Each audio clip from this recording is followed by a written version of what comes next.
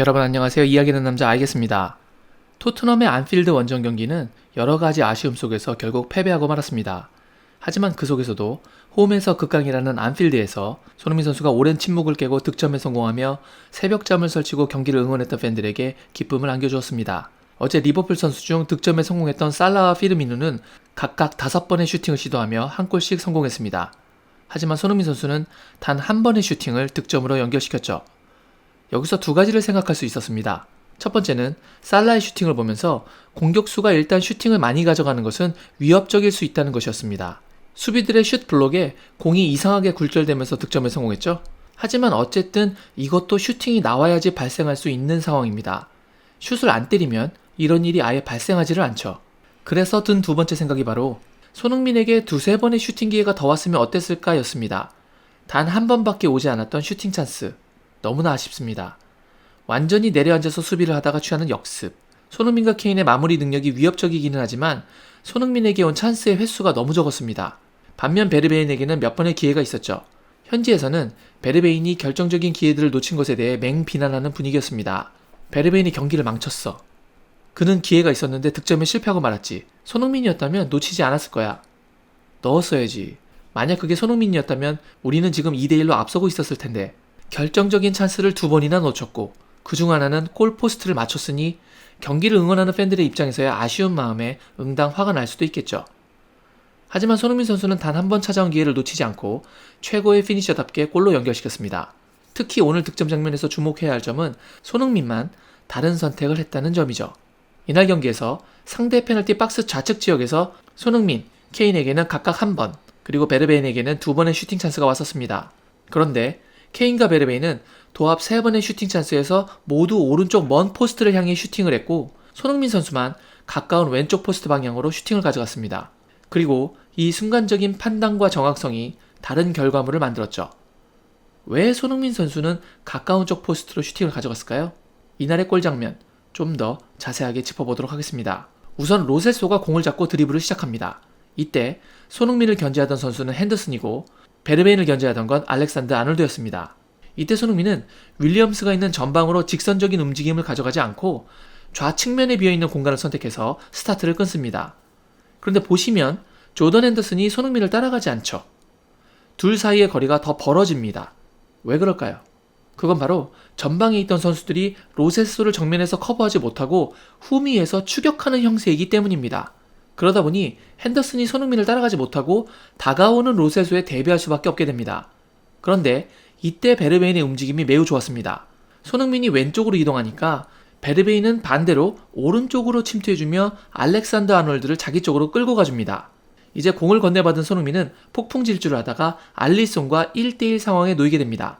이 순간 손흥민 선수에게는 3가지 공격 옵션이 발생합니다. 그리고 바로 이 3가지 공격 옵션 때문에 손흥민 선수는 가까운 왼쪽 포스트 방향으로 슈팅을 가져가죠. 첫 번째 옵션은 오른쪽에서 쇄도하고 있는 케인에게 패스하는 것입니다. 보시면 오프사이드에 걸리지 않고 패스해 줄 수도 있는 상황이죠. 두 번째 옵션은 오늘 케인과 베르베인이 선택했던 것처럼 먼쪽 포스트를 향해서 가마차는 슛을 시도하는 것입니다. 그리고 마지막 3번째 옵션이 오늘 득점을 성공시킨 방향이죠. 3가지 선택지 중에 절반이 넘는 2가지가 오른쪽 방향. 게다가 상대는 리그 최고의 골키퍼 중 한 명인 알리송. 왼쪽과 오른쪽, 어느 쪽에 더 신경이 쓰일까요? 알리송은 케인이 우측에서 들어오는 것을 당연히 알고 있었겠죠. 그렇기 때문에 손흥민이 케인에게 패스하면 곧바로 따라가면서 슈팅을 막을 준비를 해야 합니다. 중심을 낮게 잡고는 있지만 케인이 있는 쪽으로 공이 가면 바로 따라가려는 생각이나 몸의 준비가 발생하지 않을 수 없습니다. 다시 말해 알리송의 좌우 정신적, 육체적 중심의 밸런스가 50대 50일 수는 없다는 이야기입니다. 게다가 저런 상황에서 대부분의 공격수들은 먼쪽 포스트를 향해 낮게 감아차는 슛을 많이 시도합니다. 오늘 케인도 그렇게 슈팅을 했고 베르베인도 2번이나 그렇게 슈팅을 했죠. 알리송은 베테랑이기 때문에 그에 대한 경험이 상당히 많겠죠. 그렇기에 케인의 슈팅 시 다이빙을 하며 손끝에 공을 살짝 건드려낼 수 있었겠죠. 물론 그 상황에서의 판정은 코너킥은 아니었습니다. 이 두 상황을 종합해서 생각해보면 알리송은 좌우를 다 대비해야 했지만 경우의 수와 선험적 판단으로 미세하게라도 먼쪽 포스트를 더 대비할 수밖에 없는 상황이라고 볼 수 있습니다. 그러니까 케인이 오른쪽에서 오고 있는데 오른쪽으로 슈팅을 가져간다? 그건 알리송이 더 반응하기 쉽게 만들어주는 선택이 되는 거죠. 그럼 알리송의 중심과 신경이 먼 쪽 포스트로 집중할 수밖에 없는 상황이었으니 손흥민 선수가 가까운 쪽으로 골을 넣는 것은 당연해 보이겠지만, 그런데 이게 또 쉬운 선택은 아닙니다. 그만큼 슈팅이 들어갈 궤적의 폭이 좁습니다.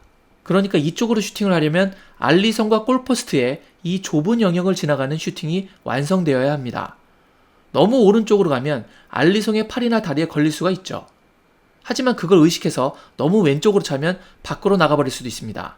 그렇다고 슈팅 정확도를 올리기 위해서 슈팅 강도를 약하게 할 수도 없습니다. 말씀드렸다시피 이쪽은 알리송이 커버하기 수월한 매우 좁은 지역입니다.